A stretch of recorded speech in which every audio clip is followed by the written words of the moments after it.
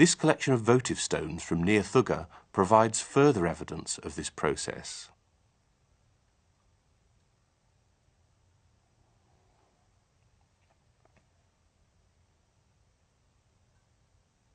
At the top of this stone is the figure of Baal, the Punic god of the sun, surrounded by sun, moon and stars.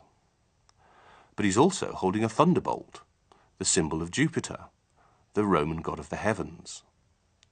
Below him is African Tanit. Below her are Dionysus and Venus. So overall we have a thorough mixing of Roman and African motifs. In the centre is a representation of a temple, with the dedicant who's named in the inscription below as Bellicus, son of Maximus. So far, we've seen mainly religious and civic buildings, but there were also other public buildings.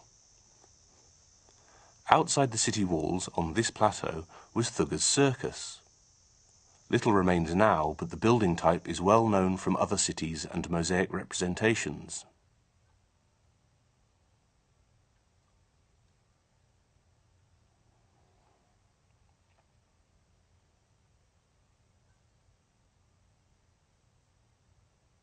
From Thugga itself, we have this mosaic of the victorious charioteer Eros, who has just left the starting gate. The writing says he'll do his best for you, along with his horses, amiable and jovial. The chariot races in the circus were particularly popular in North African cities and were a focus of spectacle, gambling and rivalry. Prizes were awarded in a bronze trophy. An amphitheater has not yet been located in Thugga, and so the circus remains the only public building for entertainment apart from the theatre. Thugga appears to have had at least 3 public bath buildings. A small suite of baths in the lower part of the city includes a typical small latrine.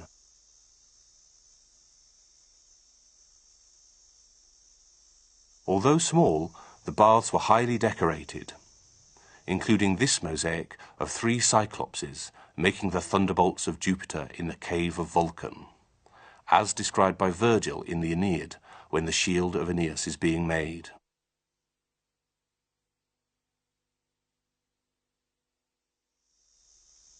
The baths needed a constant water supply, brought to the city via aqueducts and stored in cisterns.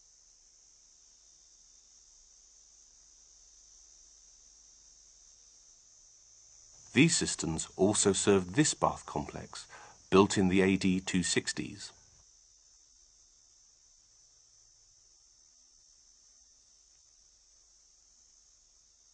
This large complex is a symmetrical building with 2 matching sets of bathrooms arranged around a large, cold bathroom. This form of bath building allows 2 separate but simultaneous routes through the bathing process, one for men and another for women. The plan was modelled on earlier buildings in the city of Rome, such as the Baths of Trajan near the Colosseum. The complex at Thugga was built by the Licini family. Tucked down the side of the Punic mausoleum is a tombstone of this once great family of Thugga. Such families would have lived in houses like this one, the house of the Folium.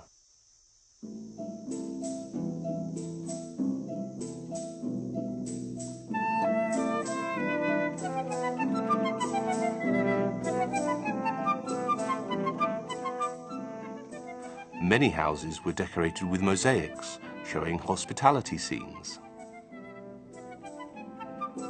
This was a means of creating an image of status and prestige, so guests would be surrounded by abundance and luxury.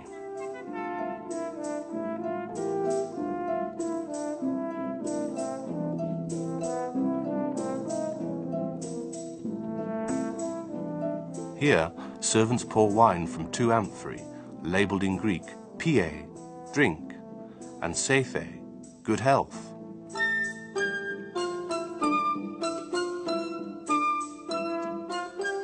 In this mosaic, Dionysus, the god of wine and fruitfulness, is surrounded by the 4 seasons, representing the creative energy of nature and its cyclical renewal throughout the year. Here, a young Dionysus rides a tiger, surrounded by his satyrs and bacchantes, in a circular procession.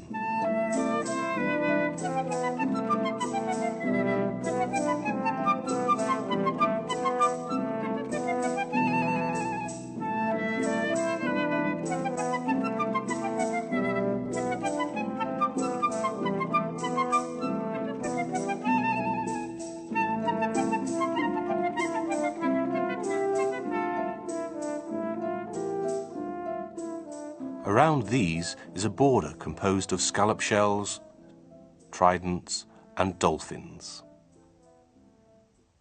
Sea motifs are also abundant in this series of mosaics, showing scenes from Homer. For example, the legend of Ulysses and the Sirens.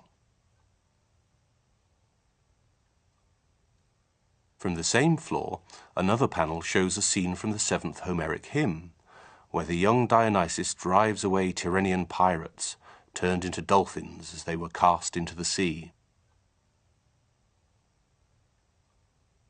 These mosaics come from the centre of the peristyle of a house in Thugga, the house of Ulysses, and illustrate the fusion of cultural elements which we've seen in the development of the city as a whole. Although some buildings remain distinctly African, while others developed as typically Roman, and some aspects of city life remain separate, such as administration, the overall picture is a rich combination of both African and Roman.